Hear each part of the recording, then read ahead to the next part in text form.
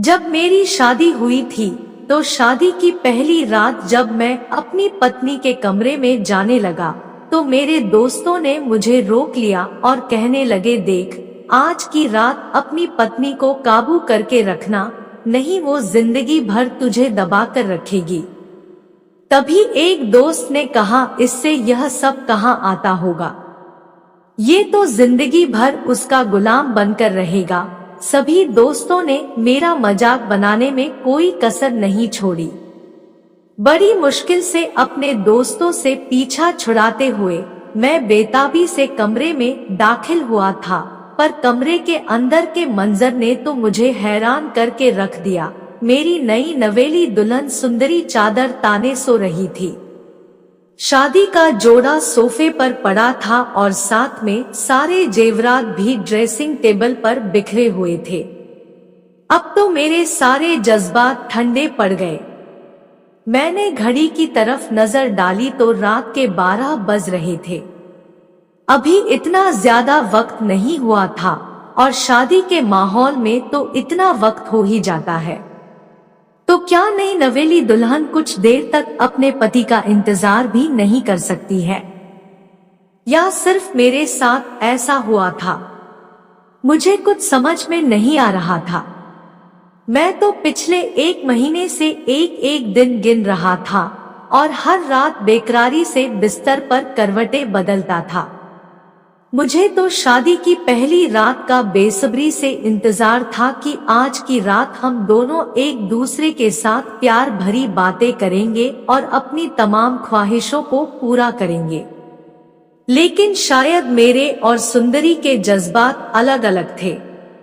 शायद वो मेरी तरह बेकरार नहीं थी, इसलिए वो मेरे आने से पहले ही अपने कपड़े भी बदल लिए थी।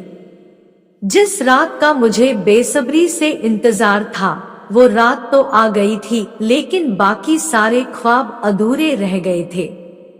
मैं अधमरे कदमों से पुष्पा के करीब आया और उसके चेहरे से चादर हटाई तो वो गुस्से से कहने लगी, क्या मुसीबत है, सोने क्यों नहीं देते? उसकी आंखें बंद थी और वह दोबारा नींद की आगोश में चली गई। उसका चेहरा भी किसी गुलाब की तरह खिला हुआ था। उसे देखते ही उसकी मासूमियत से मुझे प्यार आने लगा।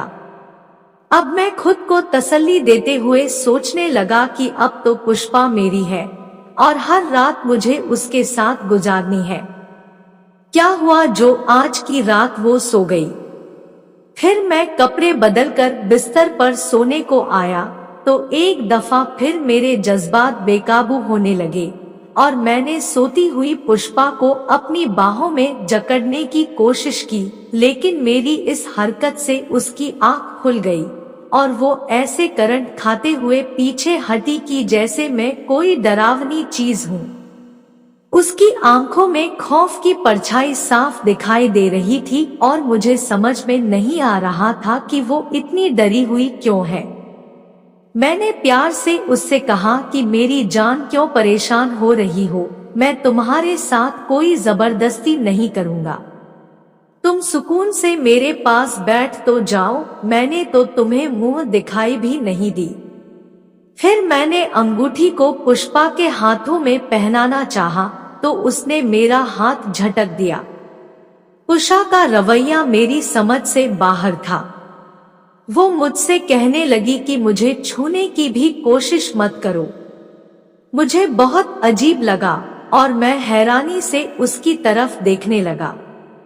मैं उसका पति था, कोई गैर नहीं, मेरा उसके ऊपर पूरा हक था। लेकिन मैंने उससे कहा कि परेशान ना हो और सुकून से सो जाओ। मैं अच्छे तरीके से जानता था कि किसी भी लड़की के लिए एक नई जिंदगी में कदम रखना इतना आसान नहीं होता। शायद वह भी इन सब चीजों के लिए तैयार नहीं थी, इसलिए मेरे साथ वह इस तरह पेश आ रही थी।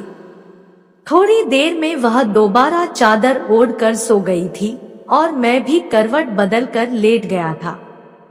मैं एक पढ़ा लिखा इंसान था और मैं ये जानता था कि पति पत्नी के रिश्ते को मोहब्बत, सन और कुर्बानी से ही परवान चढ़ाया जा सकता है।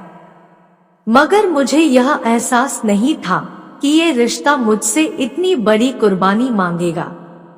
अगली सुबह जब वो सोकर उठी तो वो रात वाली नाराज सी पुष्पा कहीं गायब हो चुकी थी। वो बहुत अच्छी तरीके से तैयार हुई।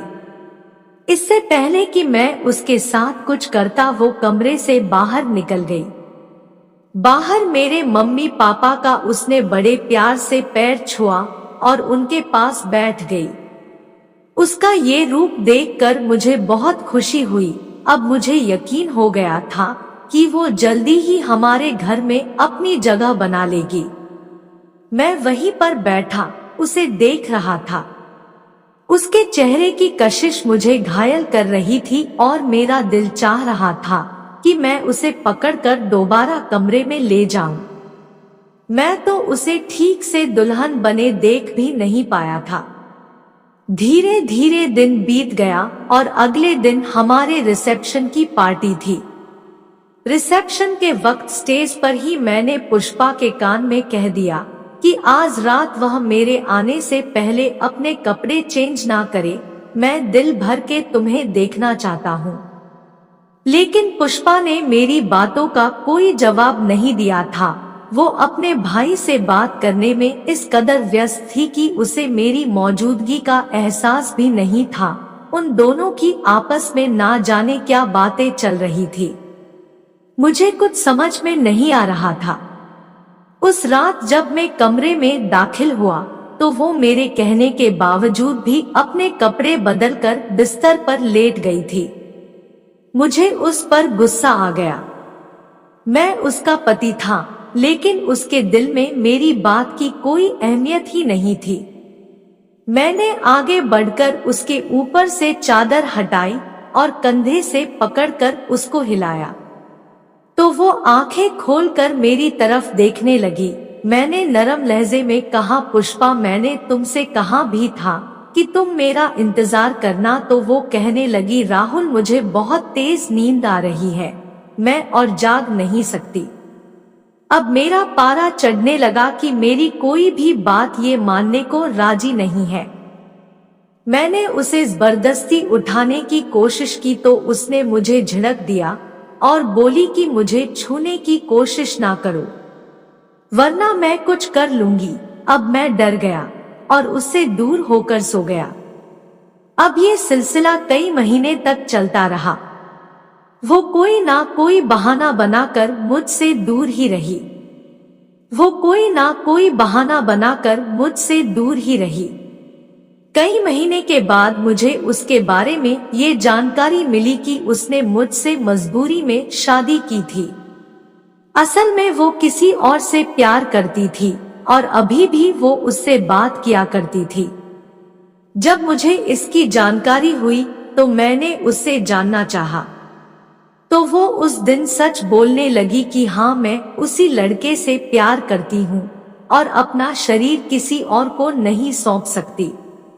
ये सुनकर राहुल गुस्से में लाल हो गया और बोला कि ठीक है, मैं भी आज देखता हूँ कि तुम्हें मुझसे कौन बचाता है। और वो पुष्पा की तरफ मुड़ा और उसे किस करने लगा। अब पुष्पा ने अजय से दूर होने की कोशिश की, लेकिन दूर नहीं हो सकी और चिल्लाने की धमकी देने लगी।